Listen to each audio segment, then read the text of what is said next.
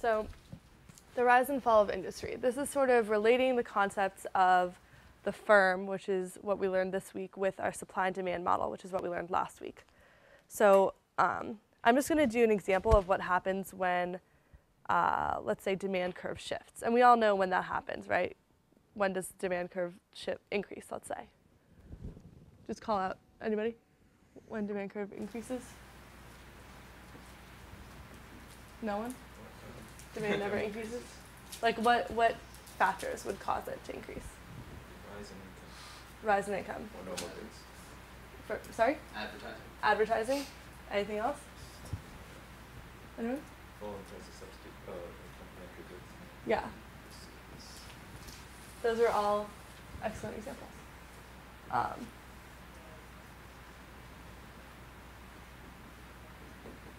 Okay, so when we're looking at a competitive market and the firms are price takers, that means that we probably want to start with the market because the market is determining the prices. So we would draw, let's set up my pens.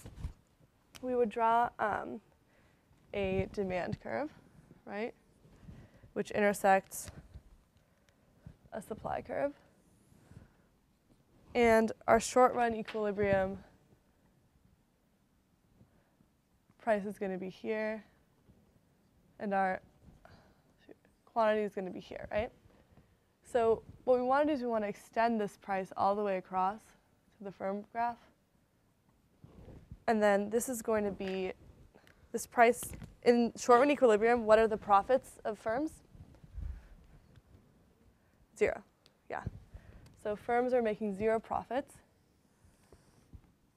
And that's going to be at the point where marginal cost intersects intersects the average total cost. And average total cost that's going to be at the minimum of average total cost. Right? So you want to make sure to draw this so that that's really the minimum. And I'll show you guys how you can tell if you've done it wrong. So let's say that our demand curve has increased, right, to demand 2. So increases out. We have our quantity on the market is increasing, and our market price also increases. So firms are now faced with a significantly higher price.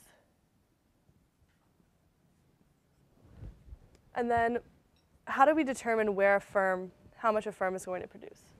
So here they're producing little q0, right? I like to do little q for the firm and big Q for the producer, and I'll show you guys in a second why. But this is firm I, right?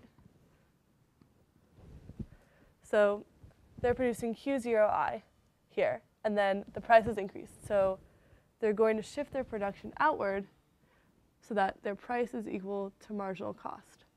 Or I guess their marginal cost is equal to price. So q2i. Now, how do we relate the little q with the big Q? The big Q is just the sum, right, over all the firms.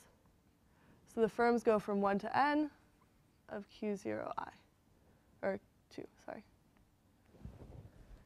And the profits that this firm is receiving are going to be, we have our profit equation. I write profit with a pi, that's just profits. It's equal to your total revenue minus your total cost. And we can write total revenue as price times quantity minus total cost is average total cost times quantity, right? Because average total cost equals total cost over quantity. So we're just putting that in there. And since firms are price takers, then we have that marginal cost equals price. So this is the same thing as marginal cost times Q minus average total cost times Q, which is, if we factor that out, average total cost, right? So how do we draw this on the diagram? It's just going to be marginal cost minus average total cost is just this line right here, right? It's just the marginal cost, average total cost. And quantity right here is just this right here, right? So it's just this rectangle. Now, and these are, profits are greater than 0 here. How do you know that you've done this correctly? because you're going to have this little wedge right here. See? Because this isn't actually your minimum average total cost. So you should always have a little, it kind of looks like this. This is a zoom in of that. It should be this little wedge, open space. And likewise, when you have, even if you're having negative profits, I'm just going to draw this over here in the corner. If you have negative profits, and you're producing at this point right here, and these are your profits, you should have this little triangle right here. Can everyone see that? There's a little, like, this little gap. That's how you know that you've drawn the curves, like, nicely. In any case, what's going to happen in the long run? In the long run, our supply is going to shift outward. We're going to assume constant returns to scale here. We'll get to that in a second. But your supply curve is going to shift outward, let's say to the same point, the same price as before. Right? So we have this shift here, and then your price is going actually back down. So you actually go back down to your equilibrium point. So it's kind of like for the short run, you got to make some money, and then you're going back down here. Now, what's causing this supply curve to shift outwards? Anyone? Increase in efficiency production. That, we'll get to that later. That's actually the next diagram we're going to do. Increase in production in efficiency is actually going to affect this. Yeah, it's going to lower our cost curves.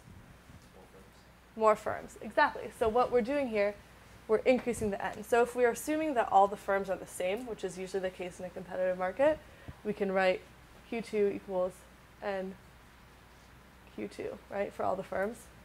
This is just, it's the same thing applies up here. I'm just writing it simpler. So basically, this is increased. So that's why this increases to Q3 further. Cool.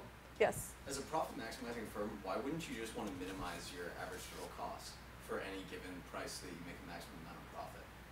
So is it because it's a condition of having a stable market that for the equilibrium price, your marginal cost needs to equal your average total cost? It doesn't really make sense to me why you would want to break even constantly instead of just make the maximum amount of profits.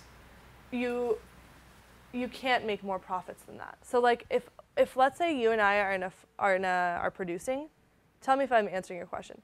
Let's say you and I are producing and you're producing at minimum average total cost equals price equals marginal cost. So you have 0 profits. If I'm going to charge a higher price, who's going to buy that? No, I'm not saying. Right? So like there's no way to make higher profits because you're a price taker. If the ATC need to change some type of capital that you have, and you can't do that in the short run. Fair enough. Yeah, so we're going to go through an example of what exactly is going to shift the cost curve. And actually we're going to do that right now. So is it okay if I erase this?